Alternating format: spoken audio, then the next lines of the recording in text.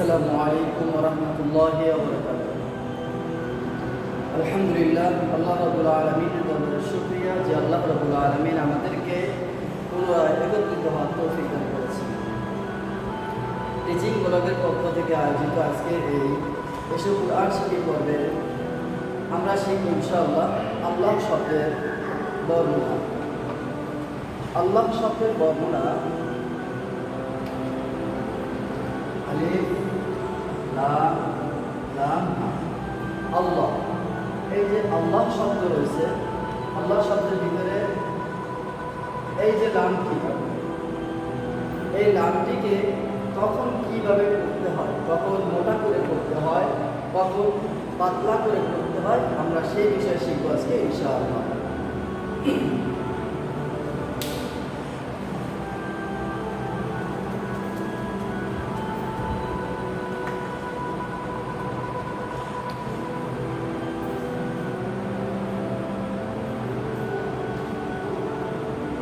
এই যে আল্লাহ শব্দ, আল্লাহ শব্দকে দুই নিয়মে করতে হয়।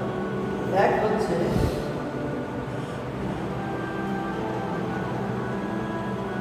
ওর দুই,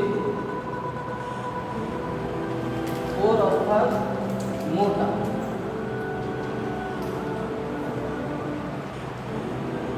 দুই হচ্ছে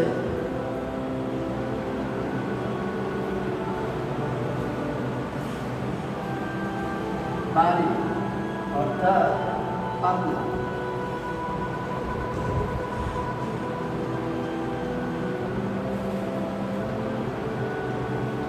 আল্লাহ শব্দ পড়ার নিয়ম হচ্ছে দুটি। এক ওর অর্থাৎ মোটা করে পড়া, দুই বাড়ি অর্থাৎ পাতলা করে পড়া। কখন মোটা বা পুরো করে পড়তে হয় এবং কখন পাতলা করে পড়তে হয় আমরা চলুন দেখে নিই।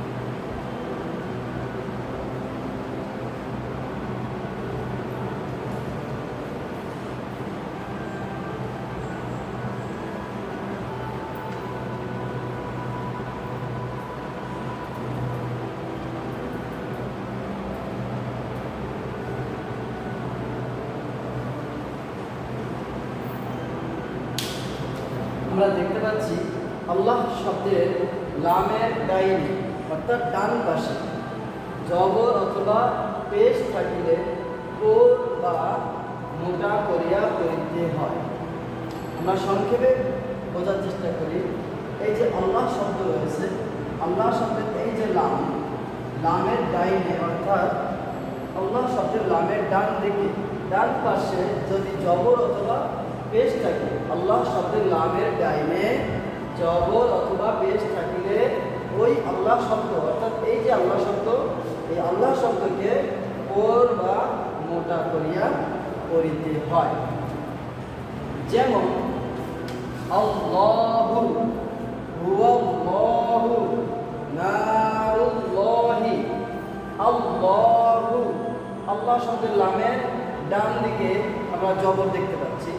আল্লাহ শব্দের লামের ডাইনে জবর থাকার কারণে কোর বা মোটা করে পড়তে হয়। হুয়াল্লাহু। আল্লাহ শব্দের লামের ডাইনে এখানে জবর আছে, সুতরাং এখানে আমাদেরকে মোটা করে পড়তে হবে। নারুল্লাহি। আল্লাহ শব্দের লামের ডাইনে পেশ আছে, সুতরাং এখানে আমরা মোটা করে পড়ব ইনশাআল্লাহ। এটা ছিল আল্লাহ শব্দের লামের ডাইনে যদি জবর অথবা পেশ থাকে তাহলে মোটা করে পড়ার নিয়ম। এখন আমরা চলুন দেখে নিই বারিক বা পাতলা করে পড়ার নিয়ম।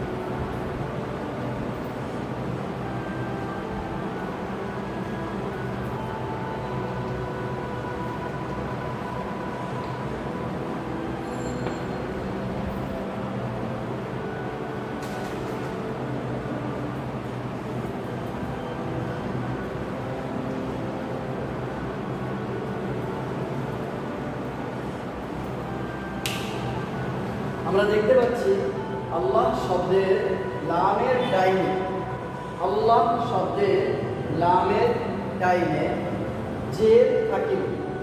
জের থাকিলে বারিক বা পাতলা করিয়া পড়িতে হয়। বারিক অর্থাৎ পাতলা করিয়া পড়িতে হয়। পাতলা কিভাবে? যেমন বিসমিল্লাহি, মিম নাম যে মিম, লাম খারাপ লা, বিসমিল্লাহি, যিকরিল্লাহি, বিসমিল্লাহি, যিকরিল্লাহি। আল্লাহ শব্দের লামের ডাইনে যদি জবর অথবা পেশ থাকে তাহলে ওই আল্লাহ শব্দের লামকে কোর বা মোটা করিয়া পড়িতে হয়। যেমন আল্লাহু রাসূলুল্লাহ নারুল্লাহি। আর আল্লাহ শব্দের লামের ডাইনে যদি জের থাকে তাহলে বারিক বা পাতলা করিয়া পড়িতে হয়। যেমন বিসমিল্লাহি যিকরিল্লাহি। তো আমরা আল্লাহ শব্দের লামকে কীভাবে পড়তে হয় আজকে আমরা পরিপূর্ণরূপে শিখতে পারলাম ইনশাআল্লাহ। আমরা আল্লাহ রাব্বুল আলামিনের কাছে শুকরিয়া আদায় করে আজকের ক্লাস এখানে শেষ করছি। আসসালামু আলাইকুম ওয়া রাহমাতুল্লাহ।